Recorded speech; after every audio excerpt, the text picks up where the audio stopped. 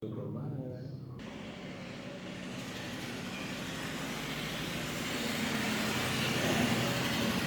Mohammad Wahidullah Salim, accounting coaching centre Monirampur Jessore.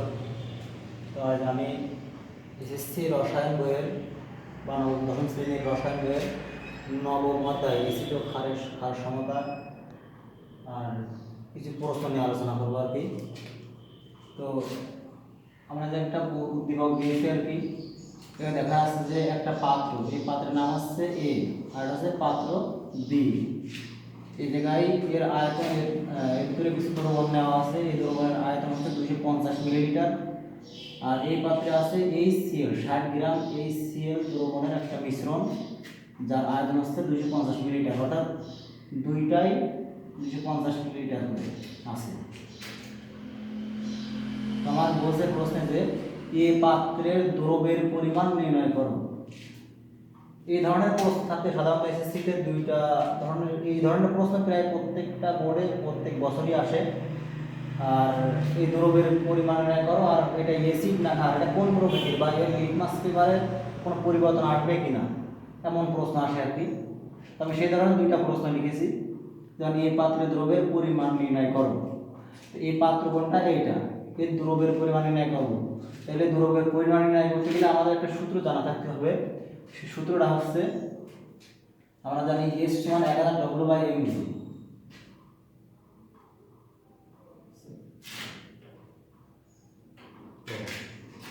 আমরা জানি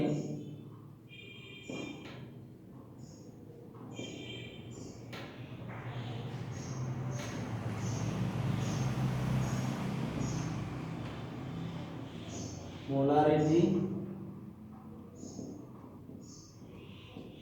S সমান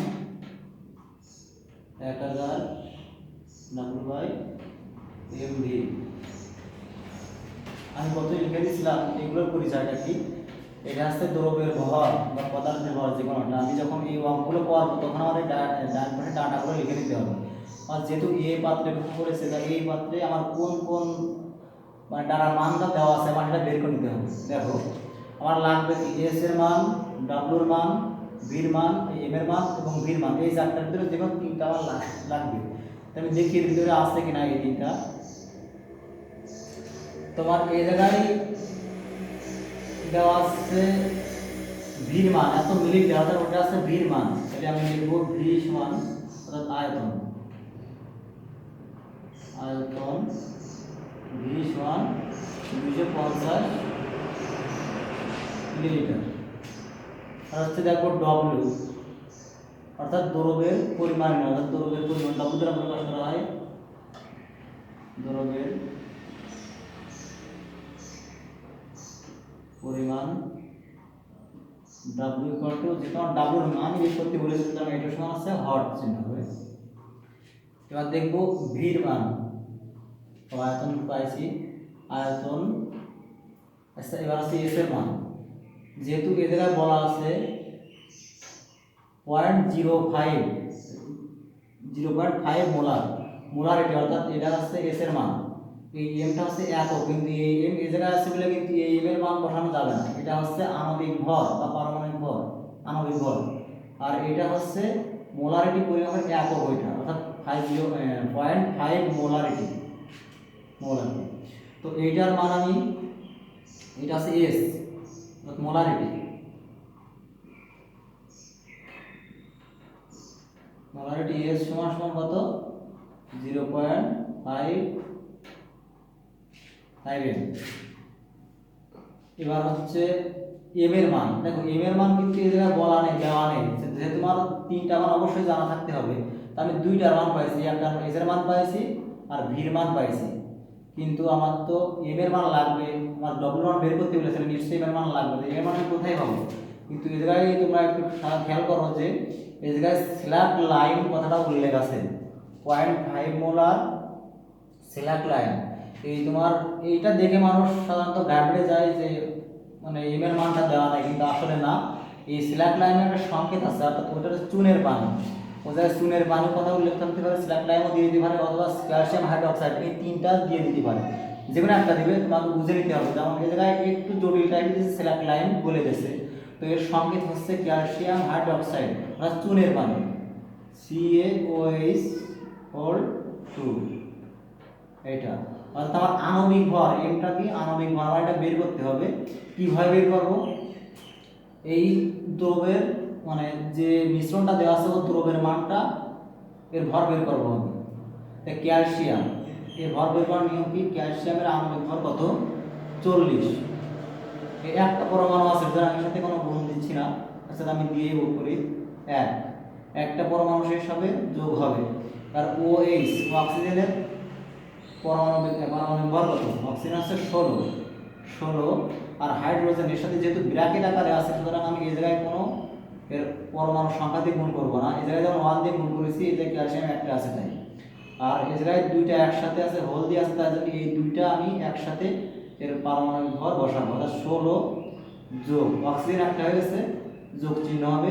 হাইড্রোজেনের কত? 1 তার আছে এর একটা ব্র্যাকেট।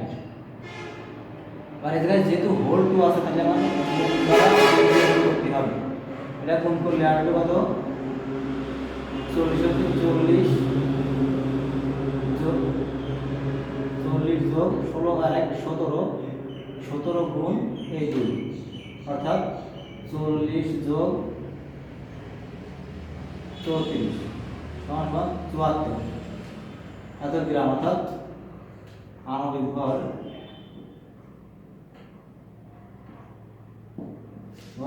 M সমান 74 গ্রাম। তাহলে আমি তিনটা মানই পাইছি। M এর মান পাইছি আমি, এটা S এর মান পাইছি, M এর মান পাইছি আর B এর মান পাইছি। আমার বের করতে হবে W এর মান। যেহেতু বলেছে দ্রব্যের পরিমাণ নির্ণয় করো, তাহলে দ্রব্যের পরিমাণ W দ্বারা প্রকাশ করা হয়। তো আমি এই জায়গায় কি করব? কিছু সমাধান একটু অনলাইন করি।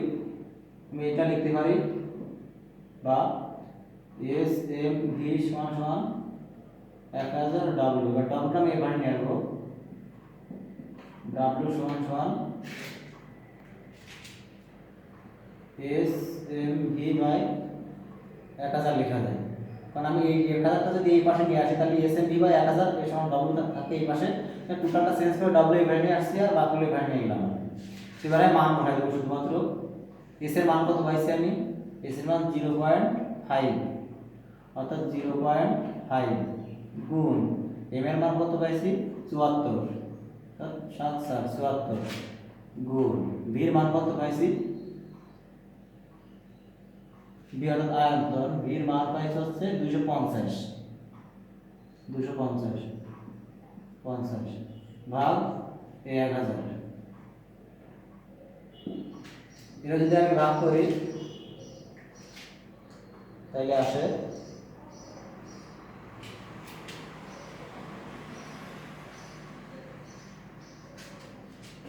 9.25 গ্রাম। অর্থাৎ আমার কি চেয়েছে? দ্রব্যের পরিমাণটা করতে বলে 9 গ্রাম। অর্থাৎ এই পাত্রে চুনের পানি অথবা ক্যালসিয়াম হাইড্রোক্সাইড অথবা সিলাকলাইন এগুলো আছে কত গ্রাম? কতটুকু? 9.25 গ্রাম। অর্থাৎ এত গ্রাম এই দ্রবণে এত গ্রাম চুনের পানি আছে। অর্থাৎ এটা হচ্ছে আনসার। তাই দ্রবণে সিলাকলাইন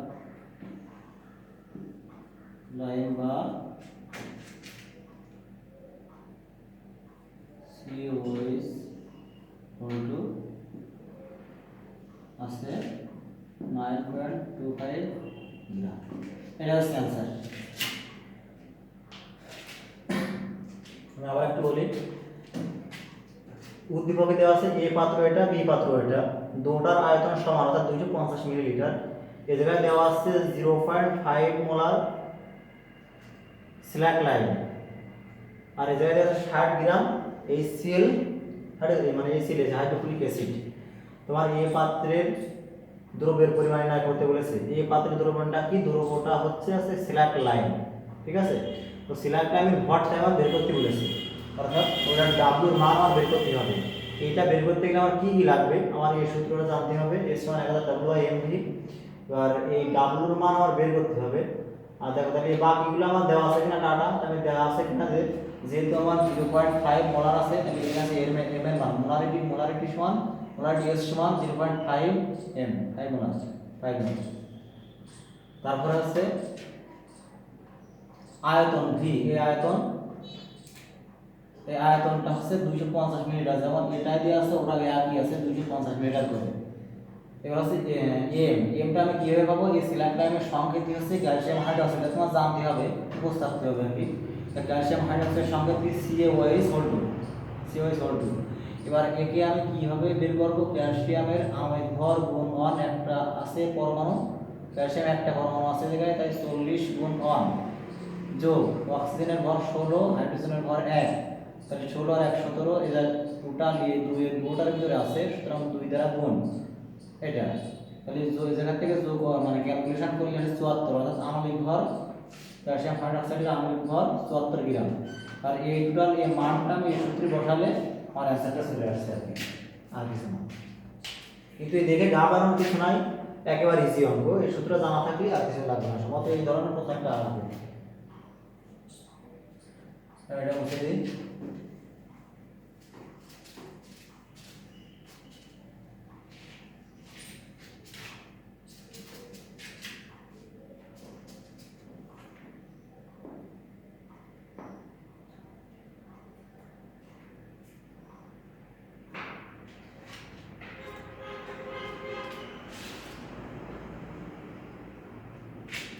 আচ্ছা, এবার আমাকে বললো যে এইটা একটু ভালো করে খেয়াল করো, এটা দেখে আসলে একটু মাথা ঘাবড়াইতে সাধারণ স্টুডেন্টরা পারে না, তো একটু ভালো করে খেয়াল করো, একবার ইজি অঙ্ক। এ ও বি পাত্রের দ্রবণ দুটিকে, কারণ এই জায়গায় দ্রবণ আছে কার? সিলাকলাম চুনের পানির একটা দ্রবণ মিশ্রণ আছে, আর এই জায়গায় হচ্ছে হাইড্রোক্লোরিক অ্যাসিডের একটা মিশ্রণ আছে। তো এ ও বি পাত্রের দ্রবণ দুটিকে যদি মিশ্রিত করা হয় তাহলে প্রাপ্ত দ্রবণে লিটমাস পেপারের বর্ণের পরিবর্তন হবে কিনা বিশ্লেষণ করো। তো যেহেতু আমার মিশ্রিত করতে বলেছে, তাহলে আমি এই দুইটা দ্রবণ মিশ্রিত করব, মিশ্রণ একসাথে মিশাবো। মিশালে কি হবে? এই যে ক্যালসিয়াম হাইড্রোক্সাইড বা চুনের পানি বা সিলাকলাইম, আর এই দ্রব্য আছে এটা, আর এই জায়গায় দ্রব্য আছে কি? HCl, আর এই হাইড্রোক্লোরিক অ্যাসিড, এই দুইটা বিক্রিয়া করবে।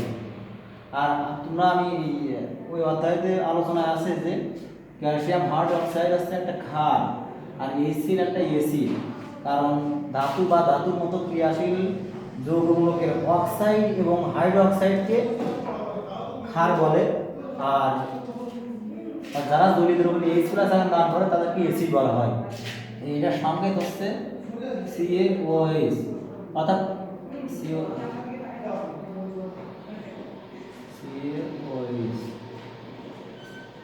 তো এটা হচ্ছে ধাতু, আর ধাতুর অক্সাইড এবং হাইড্রোক্সাইড, এই জায়গায় আছে কি? হাইড্রোক্সাইড, OH, হাইড্রোক্সিল মূলক বলা হয়, এটা আছে, যার কারণে এটা হচ্ছে একটা ক্ষার, আর এটা কি H+ আয়ন দান করে, এটা ভাঙলে হয় H+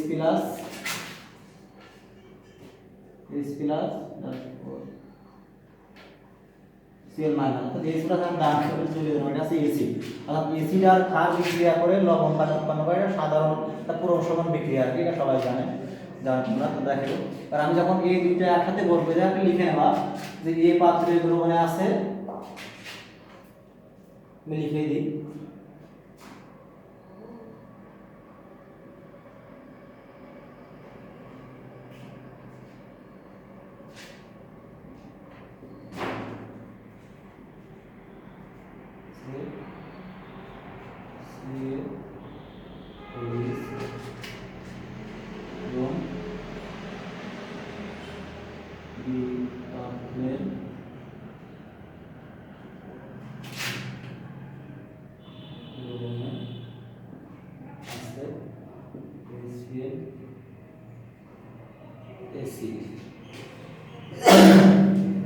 তো এই ধরনের যদি মিশ্রণের কোনো কথা বলে, এরকম দুইটা পাত্র দিয়ে দ্রবণ যদি মিশ্রণের কথা বলে, তাহলে প্রথম কাজই হচ্ছে তোমার এই যে দ্রব্য যে দুইটা আছে ওই দুইটা বিক্রিয়া করা, ওই দুইটা বিক্রিয়া করবো। তো এই জায়গায় কি আছে?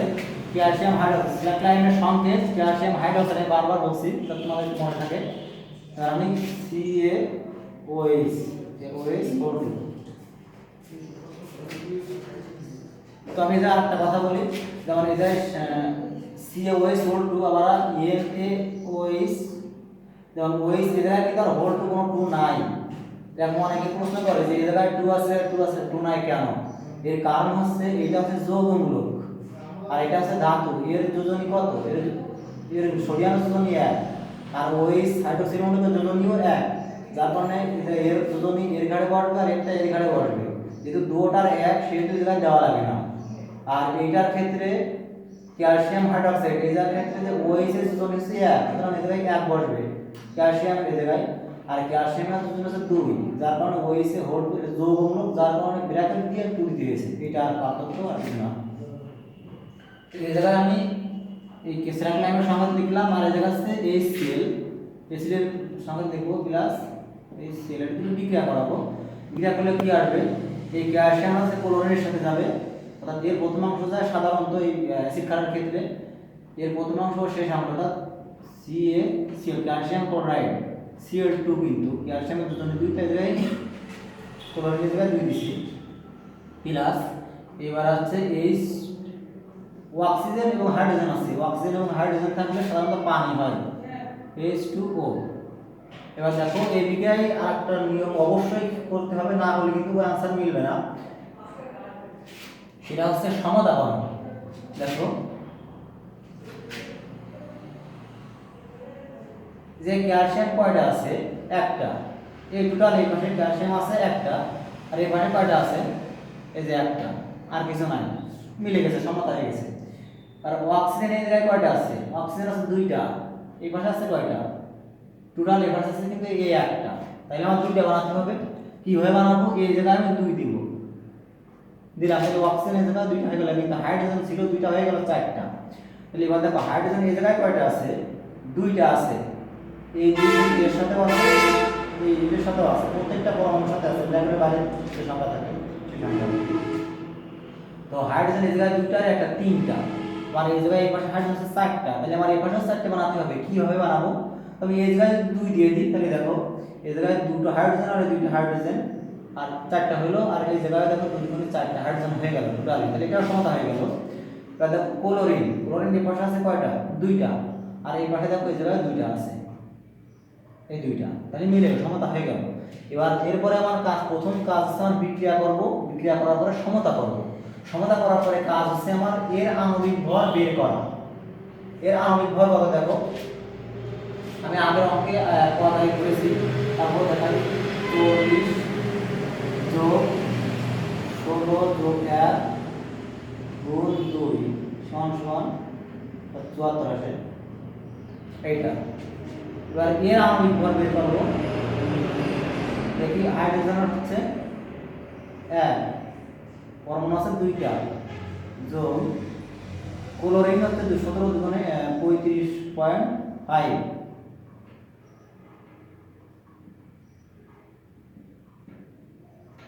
পরমাণু আছে কয়টা, 2টা, 2 হচ্ছে 2 যোগ 35 দুগুণে 70 আর 71 সমান সমান 73 আসে, এটা আণবিক ভর। দেখো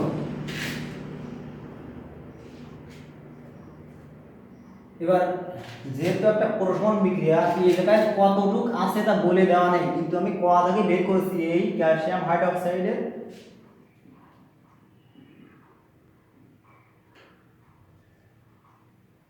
ক্যালসিয়াম হাইড্রোক্সাইড কতটুকু আছে সেটা আমি বের করেছি 9 এটা আছে 9.25 গ্রাম, 9.25 গ্রাম আছে এই জায়গায়। আর এই জায়গায় তোমার বলে দিয়েছে যে কতটুকু HCl বা হাইড্রোক্লোরিক অ্যাসিড আছে, সেটা আছে 60 গ্রাম, ওটা বলা আছে। মানে তুমি এরপরে বিক্রিয়া করার পরে এবার কাজ দেখো যে এই 74 গ্রাম ক্যালসিয়াম হাইড্রোক্সাইড, আচ্ছা আমি মুছে দিয়ে দেওয়া থেকে 774 এটা আছে 73, এই 74 গ্রাম ক্যালসিয়াম হাইড্রোক্সাইড, যেহেতু এটা একটা প্রশমন বিক্রিয়া, যদি 74 গ্রামের সাথে 73 গ্রাম HCl দেওয়া হয়, হাইড্রোক্লোরিক অ্যাসিড দেওয়া হয়, তাহলে এটা প্রশমন হয়ে যায়, অ্যাসিড ধর্মও থাকে না, ক্ষারের ধর্মও থাকে না, ঠিক আছে, লবণ পানি উৎপন্ন হয়ে যায়। কিন্তু যদি কম বেশি হয়ে যায় থাকে, এই দ্রবণে যদি কম বেশি থাকে, তাহলে একটা হয় অ্যাসিড হবে, না হয় ক্ষার হবে। তো দেখো যার পরিমাণটা দ্রবণে থেকে যাবে সেই ধর্ম প্রকাশ করবে। 74 গ্রাম ক্যালসিয়াম হাইড্রোক্সাইড বিক্রিয়া করে 73 গ্রাম HCl, এটা আমি লিখব যে 74 গ্রাম CaOH বিক্রিয়া করে হাইড্রোক্সাইড করে কত গ্রাম? 73 গ্রাম HCl এর সাথে, 73 গ্রাম HCl এর সাথে 1 গ্রাম। আমার এটা কেন বের করতেছি, যেহেতু আমার এই জায়গায় দ্রব্যটা আছে 9.25 গ্রাম, সেজন্য আমি এটা বের করতেছি। ও এবার হচ্ছে 1 গ্রাম CaOH বিক্রিয়া করে 73/74 গ্রাম HCl এর সাথে। তো তোমরা তো আমার এই জায়গায় ডট চিহ্ন দিয়ে না, তাহলে কিন্তু সমস্যা, ভুল যাবে। এবার হচ্ছে আমি এবার কোনটা পাবো, যে 9 গ্রাম, যেহেতু এই দুটো মিশ্রণ করতে বলেছে, তাহলে এই জায়গায় আছে 9 গ্রাম, 9.25 গ্রাম, 9.25 গ্রাম CaOH বিক্রিয়া করে 73 গুণ 9.25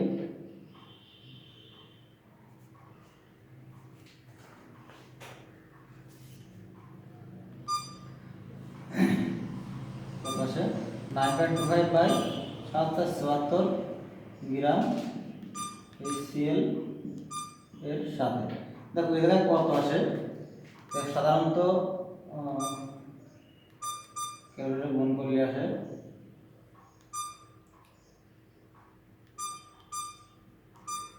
9.125 9.112 অর্থাৎ 9.3 লেখা যায় এত গ্রাম HCl।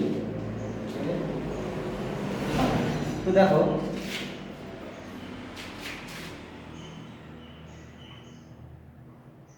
আমার এই জায়গা আছে 9.25 গ্রাম, 9.25 গ্রাম ক্যালসিয়াম হাইড্রোক্সাইড কতটুকু HCl এর সাথে বিক্রিয়া করে, দেখো সেটা 9.13 গ্রাম HCl এর সাথে বিক্রিয়া করে। তাহলে এই দ্রবণ আছে 9.25, আর এটা কতটুকুর সাথে HCl এর সাথে বিক্রিয়া করবে, 9.13 গ্রামের সাথে বিক্রিয়া করবে, কিন্তু দেওয়া আছে কত, 60 গ্রাম। তাহলে আমার কাজ হচ্ছে এইটা, তাহলে অতিরিক্ত থেকে যাচ্ছে, তাহলে এই অতিরিক্ত থেকে আমি এটা বাদ দেব, কতটুকু অতিরিক্ত আছে, অর্থাৎ 50 পয়েন্ট HCl অতিরিক্ত আছে 60 বিয়োগ 9.13 সমান 50.87 এত গ্রাম। অর্থাৎ আমার দ্রবণ এই দুটো যে আমি মিশ্রিত করি, আচ্ছা আমি এটা বলি আগে, এত গ্রাম, অর্থাৎ এই দ্রবণটা এত গ্রাম HCl অতিরিক্ত থেকে আছে, ওটা বিক্রিয়া করতেছে না। তাহলে আমার অ্যাসিড, যেহেতু দ্রবণে অ্যাসিড বেশি থাকে, তাহলে এর পুরো দ্রবণটা অ্যাসিড হবে, এর দ্রবণ হচ্ছে অ্যাসিড হবে। অর্থাৎ এই দ্রবণে যদি মিশ্রণ করার পরে আমি যদি এতে নীল লিটমাস পেপার যোগ করি, তাহলে তার বর্ণ হবে লাল, কারণ অ্যাসিড নীল লিটমাসকে লাল বর্ণের লিটমাস পেপারে পরিবর্তন করে। এটা যদি লিখে দিবা। তো আমি আরেকটু বলি, এই ধরনের যদি অঙ্ক থাকে তাহলে আমার মিশ্রণ করতে বলেছে, প্রথম আমার কাজ হচ্ছে আমি বিক্রিয়া করব দ্রব্য দুটোর, বিক্রিয়া করলাম, বিক্রিয়া করার পরে কাজ হবে আমার সকল ক্ষেত্রে যে কোনো কিছু দিতে পারে, শুধু যে স্যালাইন বা সুনের বাইরে তা কিছু না, তেমন কিছু না, যে কোনো কিছু দিতে পারে, এমন শুধুমাত্র দেখবা যে দ্রবণ দুইটা দেওয়া আছে কিনা, আর ওই দুটো মিশ্রণ করতে বলেছে কিনা, যদি বলে তাহলে একই সিস্টেমে অঙ্ক করতে হবে, আর কোনো পরিবর্তন না, একই নিয়ম। তো বিক্রিয়া করার পরে দ্বিতীয় কাজ হচ্ছে আমার সমতা করা, আমি সমতা করেছি, করার পরে এই দুইটা যে বিক্রিয়ক যে দুইটা আছে, এই দুইটির আণবিক ভর বের করব। এই আণবিক ভর এটা 74, এটা 73 হয়েছে, তার মানে এই দ্রবণটা কতটুকু এই দ্রবণের সাথে বিক্রিয়া করবে, যতটুকু করবে ততটুকু যদি দেওয়া হয়, অর্থাৎ সেটা হচ্ছে প্রশমন বিক্রিয়া।